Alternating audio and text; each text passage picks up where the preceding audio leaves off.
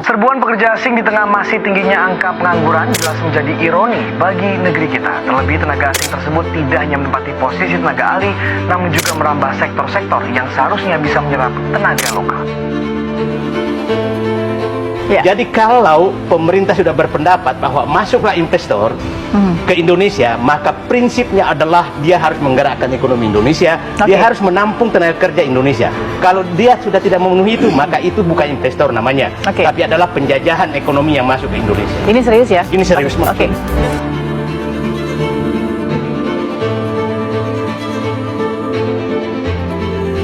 Serbuan tenaga kerja asal Tiongkok ke dalam negeri seiring makin mesranya hubungan Joko Widodo dengan pemerintah Xi Jinping.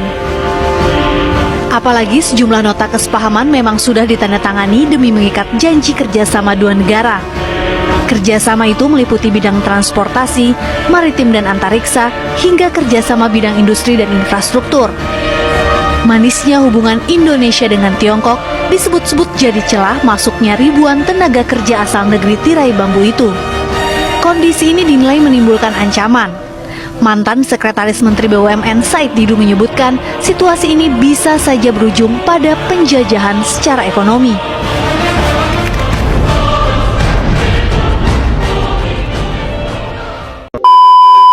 Halo semuanya, perkenalkan aku Nadia Sahalia, mahasiswa Program Studi Psikologi Universitas Sunan dengan NIM 25104039. Di video kali ini, aku mau membahas suatu hal yang sangat penting tapi seringkali diabaikan, yaitu apakah pemerintahan Indonesia sudah siap menghadapi globalisasi tenaga kerja. Karena kalau kita lihat, sekarang itu globalisasi bukan hanya sebuah pilihan, tapi sebuah kenyataan. Dan masalahnya, apakah kita cuma ikut arus atau benar-benar siap bersaing? Dan kalau kita lihat dari perspektif psikologi industri dan organisasi atau yang biasa kita sebut dengan PIO, sebenarnya ada peran besar dari seorang HRD. HRD itu bukan cuma mengurus karyawan keluar dan masuk di sebuah perusahaan, tapi juga membantu mengembangkan kompetensi, menyiapkan SDM yang berkualitas, dan membuat organisasi atau suatu perusahaan bisa adaptif dengan perubahan global. Dan dalam konteks globalisasi, tenaga kerja itu jadi makin beragam, baik dari segi skill, budaya, sampai cara bagaimana mereka bekerja. Dan kalau keberagaman itu dikelola dengan baik, ini bisa menjadi sebuah keunggulan yang kompetitif. Tapi kalau nggak siap, justru bisa jadi sumber masalah. Dan disinilah bukan peran HRD saja yang dibutuhkan, tapi kita juga perlu peran dari pemerintah. Menurutku, pemerintah Indonesia saat ini itu terkesan setengah-setengah dalam menghadapi globalisasi tenaga kerja. Kenapa? Karena di satu sisi, pemerintah itu membuka pintu globalisasi, misalnya dengan masuknya tenaga kerja asing. Tapi di sisi lain, persiapan tenaga kerja lokal itu masih belum maksimal. Jadi kesannya itu seperti pintu dibuka lebar, tapi pemainnya belum siap untuk masuk. Dan dari kebijakan yang ada, pemerintah itu lebih fokus ke hasil yang cepat, bukan pembangunan jangka panjang.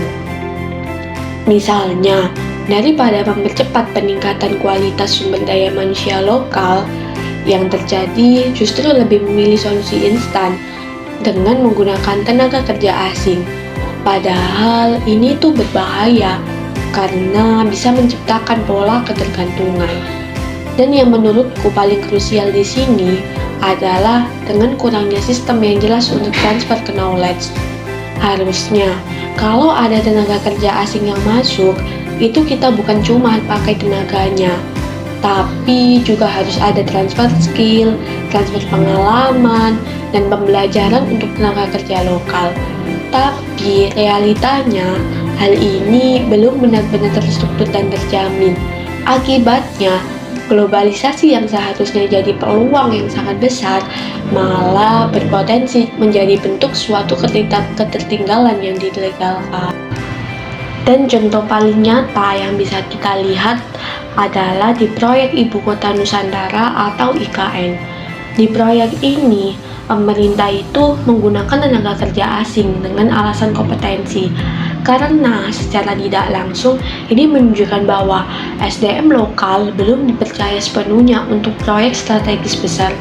Padahal proyek seperti ini harusnya bisa jadi momentum untuk upgrade kualitas tenaga kerja, bukan malah jadi pembuktian ketergantungan. Banyaknya tenaga kerja asing yang mengambil bagian di proyek ibu kota negara menuai banyak kritik. Melihat hal itu, Menteri Koordinator Bidang Kemaritiman dan Investasi Luhut Binsar Panjaitan beralasan bahwa keputusannya ini dilandasi sumber daya manusia Indonesia yang belum memiliki kapasitas sebaik pekerja asing. Ia mencontohkan bahwa hasil kerja SDM dalam negeri ini terlihat dari kualitas bangunan di Indonesia yang masih kurang baik.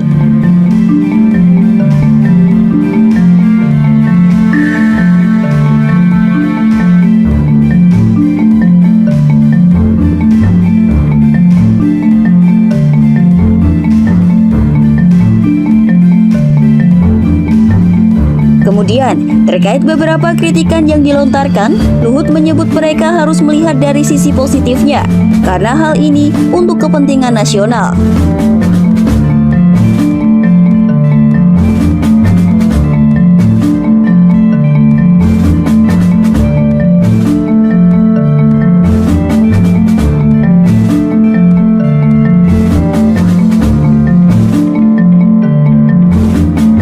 Juga menegaskan bahwa pada akhirnya sumber daya manusia Indonesia nantinya juga bakal menggantikan tenaga asing tersebut, apalagi setelah menguasai keahlian yang dibutuhkan. Sebelumnya, Luhut sendiri telah memberikan laporannya kepada DPR soal progres pembangunan IKN. Ia mengungkapkan untuk bagian pengawasan mega proyek ini, pihaknya telah memutuskan untuk mempekerjakan tenaga asing dan hal itu telah diketahui oleh Presiden Jokowi. Keputusan itu diambil dengan pertimbangan agar pembangunan di IKN memiliki kualitas yang bagus.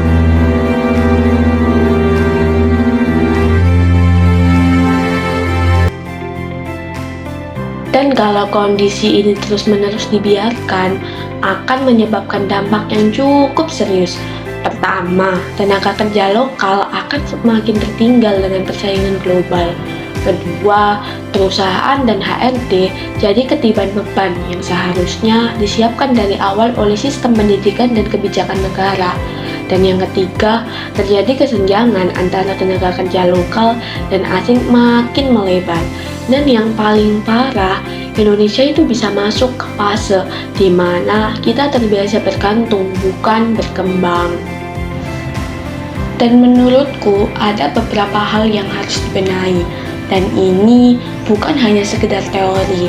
Yang pertama, pemerintah itu harus berhenti fokus ke solusi yang instan dan mulai serius dengan investasi di kualitas SDM.